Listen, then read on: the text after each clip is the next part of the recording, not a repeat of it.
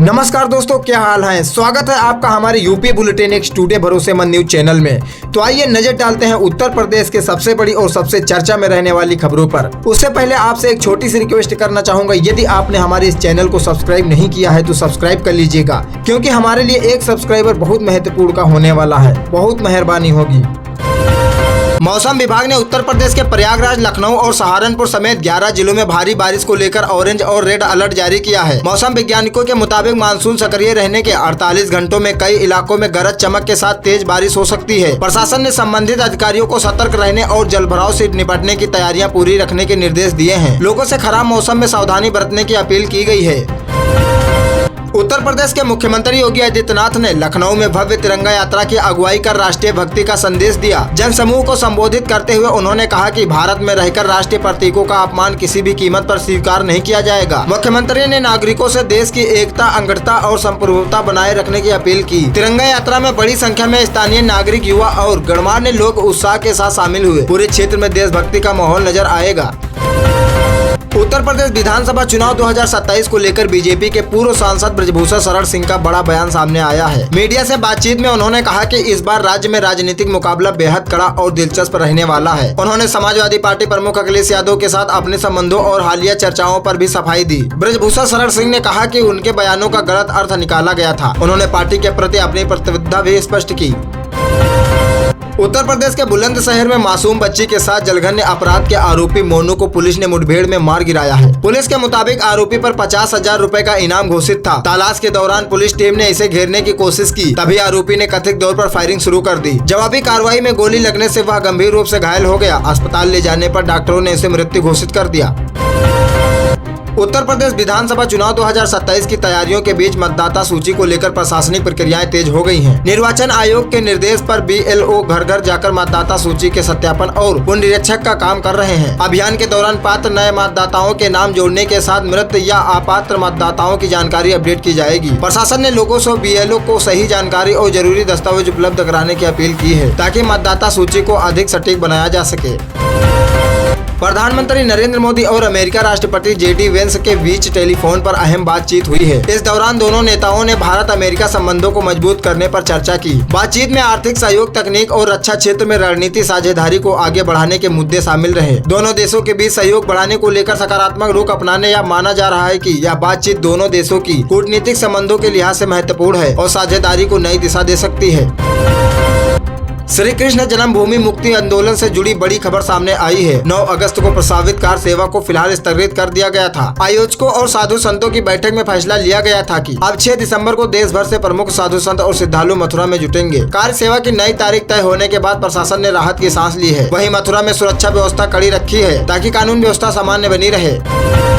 Bahujan Samaj party की राष्ट्रीय अध्यक्ष मायावती ने राष्ट्रीय स्वयंसेवक संघ प्रमुख मोहन भागवत के आरक्षण संबंधित बयान पर तीखी प्रतिक्रिया दी है। सोशल मीडिया पोस्ट के जरिए मायावती ने कहा कि आरक्षण छोड़ने का सुझाव जातिवादी सोच को दर्शाता है। उन्होंने कहा कि जब तक समाज में सामाजिक और आर्थिक असमानता बनी हुई है, तब तक दलितों और पिछड़ों के लिए आरक्षण जरूरी है। मायावती की प्रतिक्रिया के बाद आरक्षण के मुद्दों पर राजनीतिक बयानबाजी तेज होती दिखाई दे रही है। उत्तर प्रदेश सरकार ने नए स्टार्टअप्स को राहत देने के लिए अहम नीतिगत फैसला लिया है। राज्य कैबिनेट की बैठक में पारित प्रस्ताव के अनुसार नए पंजीकृत स्टार्टअप को शुरुआती 10 वर्षों तक श्रम विभाग की नियमित जांच से छूट देने का प्रावधान किया गया है। इसके साथ ही कर्मचारियों के हित में न्यूनतम वेतन गारंटी योजना को भी मंजूरी दी गई है। सरकार के मुताबिक इन फैसलों से नए उद्यमियों को उत्साह मिलेगा और प्रदेश में रोजगार अवसर बढ़ाने में मदद मिलेगी।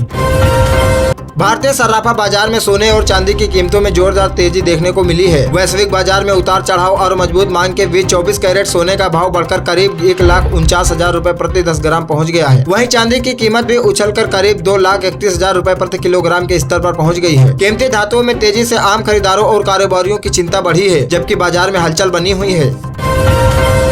उत्तर प्रदेश शासन ने परिषदीय प्राथमिक विद्यालयों के प्रधानाध्यापकों को लेकर अहम प्रशासनिक फैसला लिया है। शिक्षा विभाग के नए निर्णय के तहत योग्य प्रधानाध्यापकों को सीधे ब्लॉक शिक्षा अधिकारी यानी VO के पद से पदोन्नति करने का रास्ता साफ दिखाया गया है। लंबे समय से पदोन्नति का इंतजार कर रहे शिक्षकों में इस फैसले से उम्मीद बढ़ी है। माना जा रहा है कि इससे बेसिक शिक्षा विभाग में प्रशासनिक कामकाज की गति मिलेगी और जिम्मेदारियों को बेहतर संचालन हो सकेगा। कांग्रेस नेता राहुल गांधी ने प्रयागराज में आयोजित छात्रों की गूंज कार्यक्रम में हिस्सा लिया और केंद्र सरकार की नीतियों पर निशाना साधा। युवाओं को संबोधित करते हुए उन्होंने कहा कि देश का भविष्य युवाओं की ऊर्जा और आधुनिक डेटा तकनीक के सही इस्तेमाल पर निर्भर है। राहुल गांधी ने आरोप लगाया कि सरकार युवाओं को रोजगार देने और उनकी प्रतिभा सही इस्तेमाल करने में विफल रही है। कार्यक्रम में प्रतियोगी परीक्षाओं की तैयारी कर रहे बड़ी संख्या में छात्र मौजूद रहे।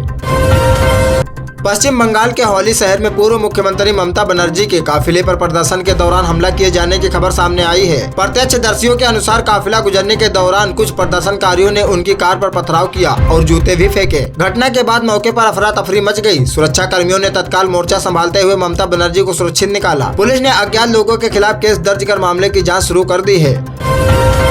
उत्तर प्रदेश की अलीगढ़ पुलिस ने करीब 400 करोड़ रुपए के साइबर ठगी सिंडिकेट का पर्दाफाश करने का दावा किया है। पुलिस ने गिरोह के कथित मास्टरमाइंड जुनैद को गिरफ्तार किया है। जांच के मुताबिक यह नेटवर्क फर्जी बैंक खातों और सेल कंपनियों के जरिए पैसों का लेन देन करता था और डिजिटल माध्यम से लोगों को ठगी का शिकार बनाता था। पुलिस ने आरोपी के कब्जे से लैपटॉप, मोबाइल फोन और महत्वपूर्ण दस्तावेज बरामद किए हैं। भारतीय शेयर बाजार में लगातार दूसरे दिन बिकवाली का दबाव देखने को मिला, जिससे निवेशकों की चिंता बढ़ गई। सेंसेक्स 450 अंक गिरकर 78,900 के स्तर पर बंद हुआ। वहीं निफ्टी भी कमजोरी के साथ 24,570 के स्तर पर पहुंच गया। बाजार में बैंकिंग, ऑटो और आईटी कंपनियों के शेयरों में दबाव देखने को मिला। कारोबारियों के मुताबिक इन क्षेत्रों में गिरावट ने बाजार की कमजोरी को और बढ़ावा। निवेशकों की नजर अब बाजार की अगली चाल पर बनी हुई है। लखनऊ और कानपुर की प्रमुख सब्जी मंडियों में बारिश और जलभराव के कारण सब्जियों की आवक प्रभावित हुई है। इसका असर कीमतों पर पड़ रहा है और टमाटर समेत कई हरी सब्जियों में दाम 15 से 20% तक बढ़ गए हैं। खेतों में फसलों को नुकसान होने के कारण मंडियों में पर्याप्त माल नहीं पहुंच पा रहा है। खुदरा बाजार में बढ़े दामों ने लोगों को घरेलू बजट बिगाड़ दिया है। कारोबारियों के मुताबिक जल्द राहत मिलने की उम्मीद कम है। राष्ट्रीय लोकदल ने उत्तर प्रदेश में संगठन को मजबूत करने के लिए बड़ा फैसला किया है। पार्टी नेतृत्व ने युवा नेता आचार्य राज सिंह को उत्तर प्रदेश इकाई का नया प्रदेश अध्यक्ष नियुक्त किया है। घोषणा के बाद पार्टी कार्यकर्ताओं ने खुशी जताई और कई जगह जश्न मनाया। नए प्रदेश अध्यक्ष से शीर्ष नेतृत्व का आभार व्यक्त करते हुए कहा कि वे किसानों, युवाओं और मजदूरों से जुड़े मुद्दों को मजबूती से उठाएंगे। संगठन को जमीनी स्तर पर मजबूत करना उनकी प्राथमिकता होगी। उत्तर प्रदेश सरकार ने दिव्यांग स्कूली बच्चों के लिए राहत भरा फैसला लिया है। अब दिव्यांग विद्यार्थियों के घर से स्कूल आने जाने के लिए हर महीने 600 रुपए का परिवहन भत्ता भी दिया जाएगा। योजना का लाभ प्राथमिक और उच्च प्राथमिक विद्यालयों में पढ़ने वाले विशेष आवश्यकताओं वाले बच्चों को मिलेगा। सरकार का कहना है कि आर्थिक सहायता से बच्चों के स्कूल आने जाने में परेशानी कम होगी, साथ ही उनकी नियमित उपस्थिति बढ़ाने और पढ़ाई जारी रखने में भी मदद मिलेगी। गोरखपुर में चर्चित बिजली ठेकेदार हत्याकांड के मामले में पुलिस ने बड़ी कार्रवाई की है। पुलिस टीम ने वारदात में शामिल बताए जा रहे 4 मुख्य आरोपियों को गिरफ्तार कर जेल भेज दिया है। अधिकारियों के अनुसार प्रारंभिक जांच में पैसों के लेन देन, व्यावसायिक रंजिश का मामला सामने आया है। पुलिस ने घटना में इस्तेमाल किए गए कथित अवैध असलहे और वाहन को भी जब्त किया है। हत्याकांड से जुड़े अन्य पहलुओं की जाँच भी जारी है। सुप्रीम कोर्ट ने सड़क सुरक्षा को लेकर सख्त रोक अपनाकर वैध थर्ड पार्टी इंश्योरेंस के बिना चलने वाले वाहनों पर कार्रवाई की बात कही है। अदालत के निर्देशों के तहत ऐसे वाहनों को लेकर पेट्रोल पंपों पर ईंधन देने से जुड़े नियमों को सख्ती से लागू करने पर जोर दिया गया है। राज्यों और पुलिस से पालन सुनिश्चित करने को कहा गया है। इस कदम का उद्देश्य बिना बीमा सड़कों पर दौड़ रहे वाहनों पर प्रभावित रोक लगाना है। उत्तर प्रदेश में ऐसे गांवों के नाम बदलने की पहल की जा रही है जिनके मौजूदा नाम स्थानीय लोगों असहज या आपत्तिजनक लगते हैं। राजस्व विभाग ऐसे गांवों की सूची तैयार कर रहा है। ग्रामीणों और जनप्रतिनिधियों के प्रस्तावों पर नए नामों पर विचार होगा। सरकार का उद्देश्य स्थानीय भावनाओं का सम्मान करते हुए उपयुक्त नाम तय करना है। इससे उन गाँवों के लोगों को राहत की उम्मीद है जो लंबे समय से इसकी मांग कर रहे हैं। पूर्णिया के निर्दलीय सांसद पप्पू यादव पर चप्पल फेंकने की घटना को लेकर उत्तर प्रदेश में बयानबाजी तेज हो गई है। घटना में शामिल बताए जा रहे लोगों के बीजेपी नेताओं के स्वागत को लेकर समाजवादी पार्टी प्रमुख अखिलेश यादव ने सवाल उठाए हैं। उन्होंने आरोप लगाया कि उपद्रव करने वाला राजनीतिक संरक्षण मिल रहा है। अखिलेश यादव ने कहा कि ऐसी घटनाओं से कानून व्यवस्था को लेकर गलत संदेश आता है और राजनीतिक माहौल गर्मा रहा है। बिहार लोक सेवा आयोग की शिक्षक भर्ती परीक्षा से जुड़ी जांच में दस्तावेजों को लेकर गड़बड़ी का मामला सामने आया है। आरोप है कि उत्तर प्रदेश और ओडिशा के कुछ अभ्यर्थियों ने गलत दस्तावेजों के जरिए बिहार के आरक्षण का लाभ लेने की कोशिश की। शिक्षा विभाग और पुलिस मामले की जांच कर रहे अधिकारियों के मुताबिक आरोप सही पाए जाने पर संबंधित अभ्यर्थियों की उम्मीदवारी रद्द की जा सकती है और कानूनी कार्रवाई भी होगी। देश की कृषि मंडियों में गेहूं और धान के कारोबार को लेकर फिलहाल स्थिरता बनी हुई है। स्थानीय मंडियों में नई फसलों की आवक सामान्य है और आपूर्ति पर बड़ा असर नहीं पड़ा है। कीमतों में भी फिलहाल बड़ा उतार चढ़ाव नहीं दिख रहा है, जिससे किसानों और व्यापारियों को फिलहाल राहत मिली है, जबकि बाजार में स्थिरता बनी हुई है। विशेषज्ञों के मुताबिक त्योहारी मांग बढ़ने पर खाद्यान्न की कीमतों में बड़ा बदलाव हो सकता है। उत्तर प्रदेश के सभी जिला अधिकारियों को शासन की ओर से विशेष निर्देश दिए गए हैं। इसके तहत जिलों में तैनात IAS और IPS अधिकारी समय समय पर सरकारी स्कूलों का दौरा करेंगे और विद्यार्थियों से संवाद करेंगे। वरिष्ठ अधिकारी UPSC और नीट जैसी प्रतियोगिता परीक्षाओं की तैयारी कर रहे मेधावी छात्रों को मार्गदर्शन और निःशुल्क कोचिंग देंगे। सरकार का उद्देश्य ग्रामीण और आर्थिक रूप से कमजोर परिवारों को बच्चों को बेहतर अवसर देकर प्रशासनिक और मेडिकल क्षेत्र में आगे बढ़ाना है। उत्तर प्रदेश की फल और सब्जी मंडियों में आवक बढ़ने से कुछ फलों की कीमतों में राहत मिली है। सेब और अनार के दामों में हल्की गिरावट दर्ज की गई है, जबकि प्याज और आलू के थोक भाव फिलहाल स्थिर बने हुए हैं। कारोबारियों के मुताबिक पहाड़ी राज्यों में फलों की आपूर्ति बेहतर होने का असर बाजार में दिखाई दे रहा है। आने वाले दिनों में मंडियों में आवक और बढ़ी तो कई खाद्य वस्तुओं की कीमतों में और नरमी देखने को मिल सकती है। उत्तर प्रदेश में बाल वाटिकाओं के संचालन को बेहतर बनाने के लिए शिक्षकों के प्रशिक्षण की तैयारी की जा रही है। इसके तहत 375 मास्टर ट्रेनरों को विशेष प्रशिक्षण दिया गया है। ये मास्टर ट्रेनर आगे प्राथमिक विद्यालयों को शिक्षकों को प्रारंभिक बाल व्यवस्था देखभाल और शिक्षा यानी ECC से जुड़ी ट्रेनिंग देंगे। सरकार का उद्देश्य छोटे बच्चों की शुरुआती शिक्षा को बेहतर बनाना है। खेल और गतिविधियों के माध्यम से बच्चों की सीखने की क्षमता विकसित करने का विशेष जोर दिया जाएगा। उत्तर प्रदेश STF ने प्रयागराज में 1 लाख रुपए के इनामी आरोपी सुनील भारतीय उर्फ गंगे को गिरफ्तार कर लिया है। पुलिस के मुताबिक आरोपी लंबे समय से कई आपराधिक मामलों में वांछित था। इसके खिलाफ रंगदारी, हत्या के प्रयास और लूट जैसे गंभीर आरोपों से जुड़े मामले दर्ज बताए गए हैं। STF ने मुखबिर से मिली सूचना के आधार पर घेराबंदी कर उसे पकड़ा। गिरफ्तारी के बाद पुलिस अब आरोपी से पूछताछ कर उसके आपराधिक नेटवर्क और अन्य मामलों की जानकारी जुटा रही है।